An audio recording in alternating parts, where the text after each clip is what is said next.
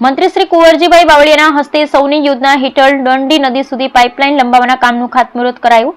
કાલાવડ તાલુકાના આનંદપુર ગામે યોજાયેલ કાર્યક્રમમાં સામાજિક ન્યાય અને અધિકારીતા મંત્રી શ્રીમતી ભાનુબેન બાબરિયા સહભાગી થયા। ₹3.48 કરોડના ખર્ચે ફીડર લાઇનની કામગીરી થવાથી કાલાવાડ અને જામજોધપુરના ગામોને સિંચાઈ અને પીવાના પાણીનો લાભ મળશે।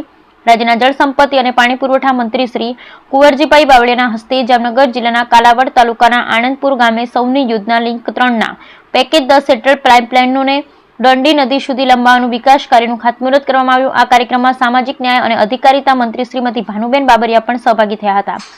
દંડી ડેમ ભરવા માટેના ફીડર લાઇનની કામગીરી આશરે ₹3.48 કરોડના ખર્ચે થનાર છે, જે અંતર્ગત આનંદપુર ગામમાં 2511 મીટરની 500 mm વ્યાસ ધરાવતી પાઇપલાઇન નાખવામાં આવશે। ફીડર લાઇનની કામગીરી થવાથી કાલાવાડ અને જામજોધપુરના ગામોને તથા રાજકોટ જિલ્લાના લોધિકા અને પડઘરી તાલુકાના ગામોને સિંચાઈ અને પીવાના પાણીનો લાભ મળશે।